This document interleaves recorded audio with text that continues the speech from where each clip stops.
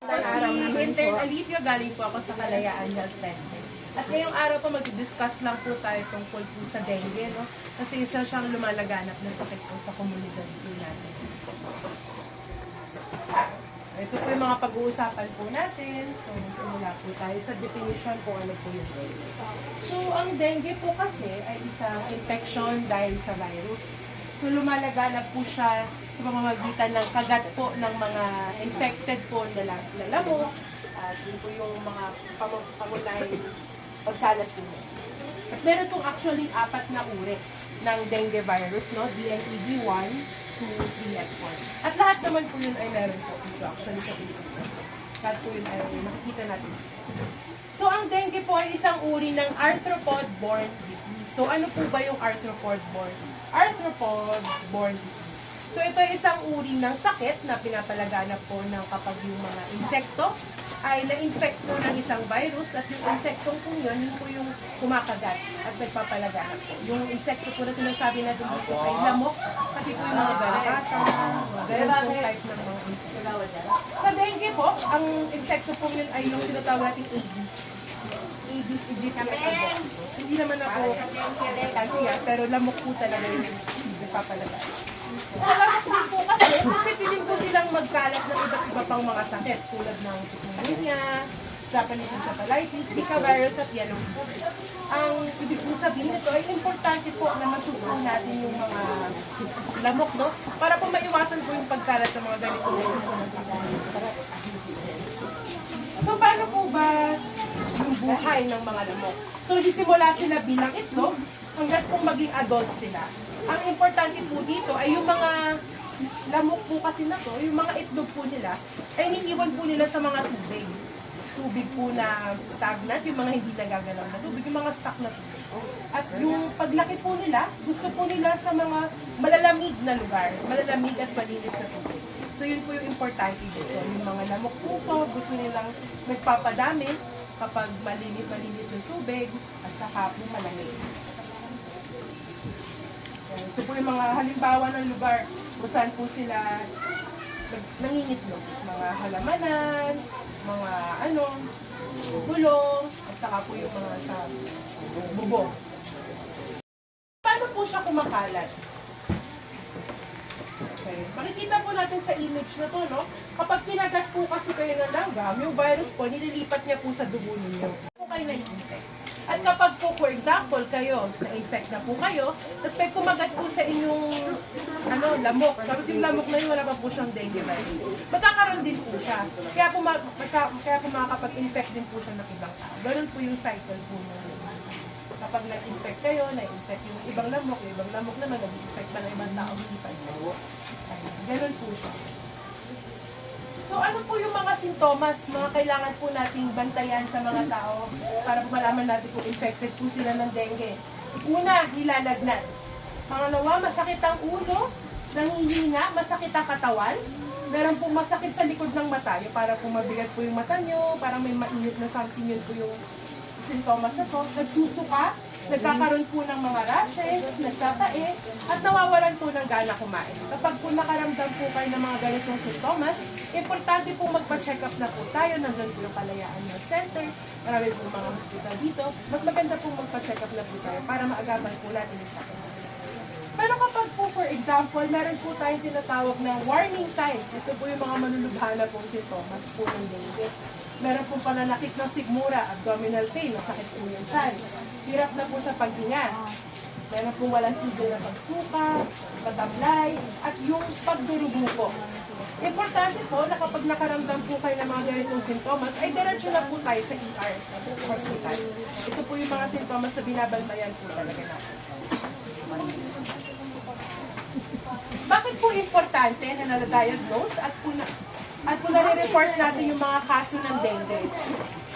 Kapag po kasi hindi po itong na-diagnose at hindi po nare-report, dumadami po yung kaso sa komunidad po natin, dumadami po yung mga tao ng hospital, at dumadami din po yung tao pwede mamatay dahil po sa dengue. Kaya napaka-importante po na nare-report po natin yung mga kaso natin.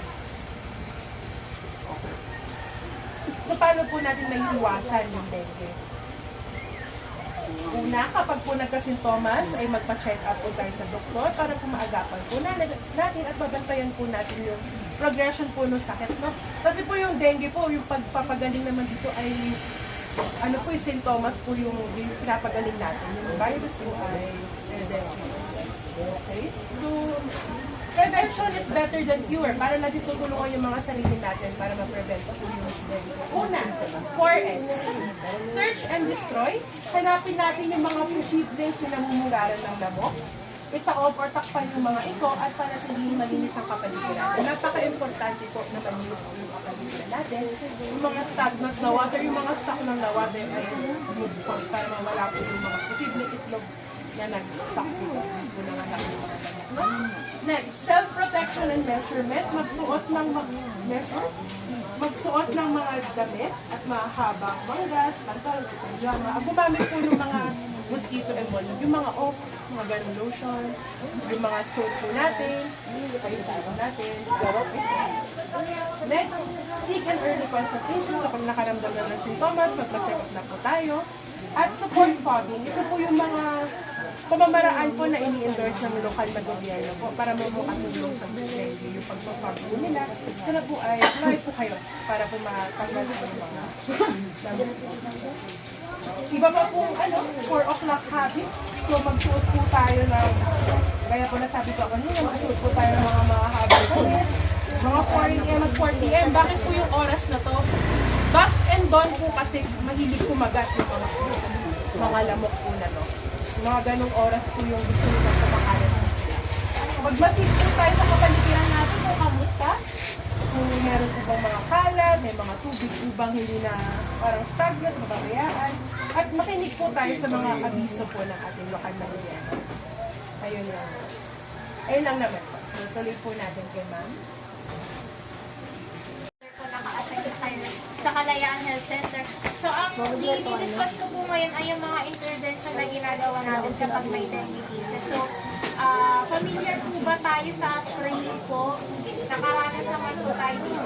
Kailan po yung last na may spraying po? Last week lang po. So, ayan po, bilang isa sa mga ginagawa nating intervention pag may spraying o lalo-lalo na po pag may ay yung spraying po. Pero yung spraying po, hindi lang po yan isang beses. Kailangan po inuulit. Minsan pa nga po hanggang 4 na beses. Kailangan po natin siya ulitin kasi minsan po, di ba yung spraying, ang napapatay lang naman po nun ay mga lamok.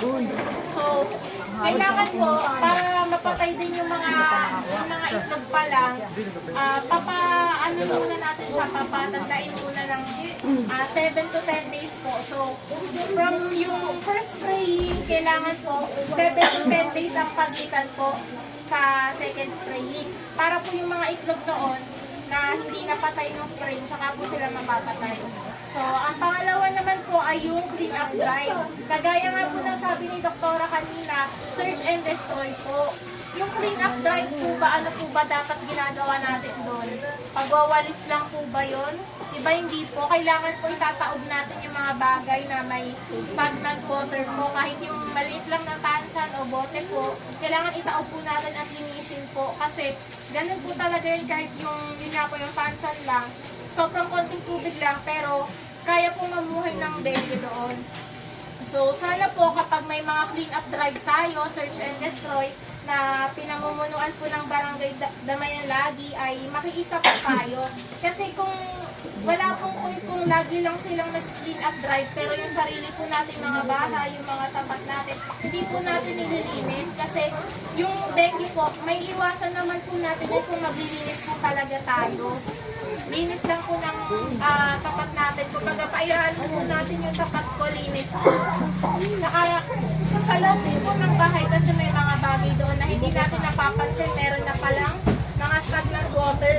Nagaya ng yung mga flower pot po, ito ba yung sabi ng doktora, yung sa mga alulod or yung mga gulong na ginawang pangpabigat sa yero, yung mga ganun po, kailangan tingnan din po natin. I-check natin kung ano po ba yung possible na merong stagnant water. Yung stagnant water po, alam naman po natin yun, di ba? Ibig sabihin po yung malinis at hindi po siya dumadaloy. Nandoon lang po siya lagi.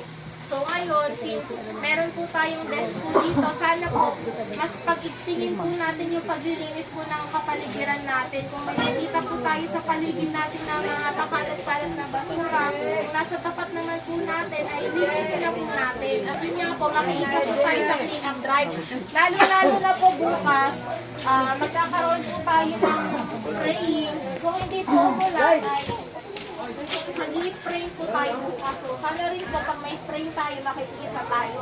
Pag ganun po na may spray tayo, yung mga bata po at yung bahay, sila naman po yung papalabasin natin. Kasi kung nasa loob lang po sila ng bahay, tapos nandun lang din po yung spray, makukulog po sila, di ba po? Delikado po kasi yung chemical. So, bukas po, pag natuloy po yung spray natin, lahat po ng tao na hindi magpapaspray sa loob ng bahay, sa loob lang po. Okay po? Kahit yung mga alagang hayop, manok, aso, ano pa ba? Alaga dito. Pusa. Kalapate. Po, kalapate. Sa loob mo na ng bahay kasi para hindi naman po maging liable yung barangay kung sakaling may mangyari po sa mga alaga niya, di ba po? Ay, may giraffe po dito. Amen. So, ayun po, bukas kasi iba may death po dito. Bukas magkakaroon po tayo ng third cycle spraying po. Actually, dapat dapat after ng second cycle, magla-larvae trap pa tayo. Kaso ito tuloy-tuloy na po natin hanggang fourth cycle para talagang maano na yan. Ma-eradicate po natin yung dengue dito. So, isa naman po sa mga intervention ay ito po yung kagaya nitong pag-lecture para po ma-inform din po tayo mga nasa community po tungkol sa dengue. At isa naman po yung larvae trap. Familiar po ba kayo po? Yung larvae trap, alam mo ba? Yung larvae trap po yung kulay itim na baso, ay nagaganon po sa inyo. Yung larvae trap nilalagyan po nila. Minsan po, paminsan-minsan may mga CHW o PHW na magkakatok po sa bahay nyo at mag-iiwan po nung can po na black. Hindi po yun inuman lagayan po yun ng tubig para malaman natin kung meron po dito Aedes mosquito. Di ba po yung sabi ni Doktora, yung Aedes mosquito, nagdadala po siya ng dengue virus. So, ayun po yung isa sa mga Aedes po, Aedes albopictus and Aedes aegypti. Bayo na. Isa po yun sa mga paraan para malaman natin kung may ganong klaseng lamok dito po sa community natin. And so, ayun lang naman po. Ang pinaka-summary lang naman po ng mga sinabi ko ay maging malinis po tayo sa paligid natin. Ugaliin po natin yung pagwawalis at yung pagtatapon ng basura. Itaob yung mga bagay na merong stagnant water. And sana po tuwing may clean up drive, search and destroy, makiisa po tayo. Yun lang naman po.